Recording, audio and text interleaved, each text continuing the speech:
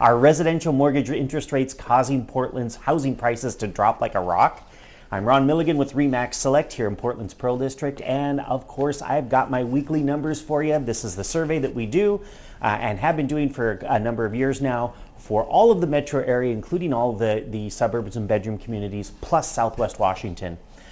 So let's start with the first thing, which is interest rates are on the rise. Interest rates this week, I'm seeing some of the best rates around 6.5%, with the lion's share of interest rates pushing the upper sixes and even into the 7% range. And that is definitely having an effect on our market. No surprise to anyone. So let's start with the first thing, which is the supply and demand. Supply was actually pretty level. We only gained about 5 listings versus the previous week. So we went from 5496 up to 5501. That number, it's still a little bit higher, but it's kind of flattened out. It's in this range that we've been in for the last 5 or 6 weeks or so, and it's still below that high benchmark that we saw about 6 weeks ago at 5528. Slightly below, but still below. So this is one of those numbers that we're going to be watching very carefully to see how they go, how it does going forward.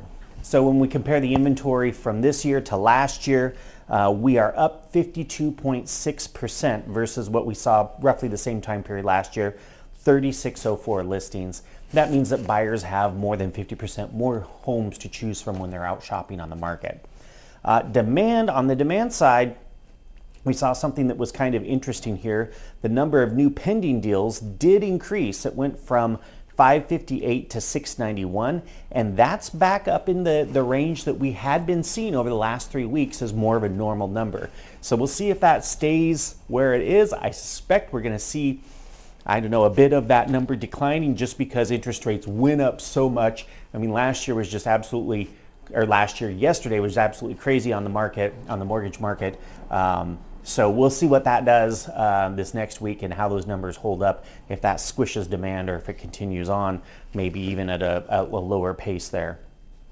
One thing that I thought was kind of interesting was the number of new listings that we saw this last week was higher for the first time in, I don't know how long, than we saw last year. So this year has been a story ever since we had that change in the market in March. There's been a story of a limited number of transactions, new pendings, and new listings. They're all down this year versus where we were last year at this time. So it was a surprise to see the number of new listings higher than what we saw, at least what I had in my notes for last year. The difference, though, is last year, those were probably all, the lion's share of those listings were actually new listings, brand new to the market.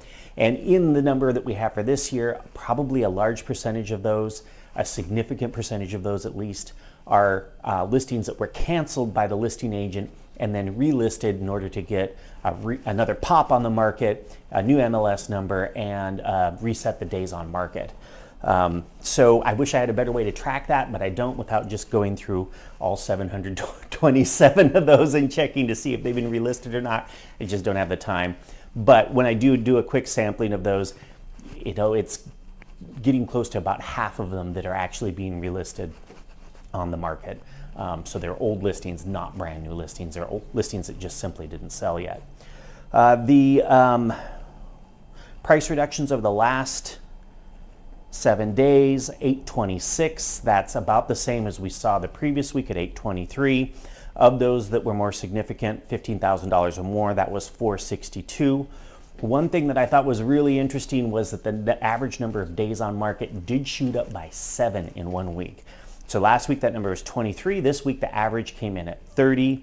The median actually went down by 1 day, 16 down to 15. I keep saying this again and again. These weekly surveys of the real estate market are dealing with a smaller sample of properties. So there could have been a number of listings that have been on the market for a very long time, finally got down to a price where a buyer would agree to purchase the home. And they all sold, dragging that average sale price up, or the average days on market up, whereas the median stayed pretty steady and actually went down a little bit. So we'll just keep an eye on that and see how that one does. Average sale price as a percentage of the original asking price went up just a smidge. That's at 97.13. So on average, homes that did get listed ended up selling for 97.13% of the original asking price. Number of homes that sold did go up a little bit, not a surprise. The number of homes that sold did go up. Last week it was 512. 573 was the number for this week. That's the number of closings that took place last week. Remember last week I was a little confused by that number being so low because we just come off of a holiday week, but it did jump up a little bit. So it's not quite to that level that we had been seeing throughout the summer. So we'd like to see that number maybe be a little bit stronger. But all right, so let's get to the big story, which is the average sale price.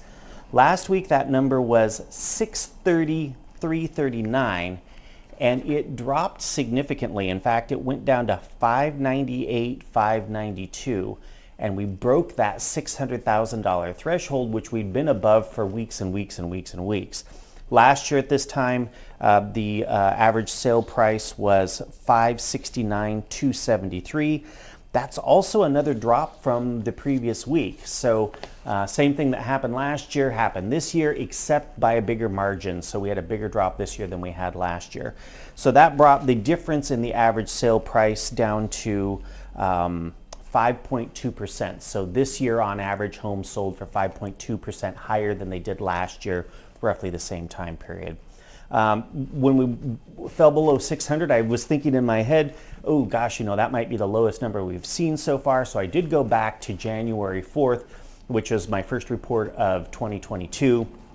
And the number that we had there for average sale price was $555,831. So we're still, about $40,000 ahead of where we were at the start of the year as far as the average sale price goes. But we'll watch that number because I suspect it's going to be probably, a volatile number. It's going to go up and down a little bit, but I think we're going to see that one continuing to trend down as we've been saying throughout the end of the fall there. So what does this mean? Interest rates are high, and we're kind of expecting the Fed to continue to raise interest rates until they get the rates above where the rate of inflation is, which means that we might even see numbers hitting the 8s and maybe even the 9% mark before they start to pull back and rein the rates back in. So we'll just keep an eye on that. I'll pay attention, as always, to what's going on and what a lot of the analysts are saying, and bring that information to you here.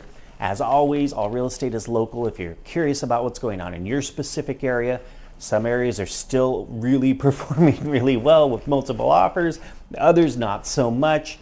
Feel free to reach out to me, and I'm happy to do a bit of research and share with you what I find out. And then a thumbs up is always appreciated. Love it if you would subscribe and also share this video with someone who might find it interesting. All right, we'll see you next week.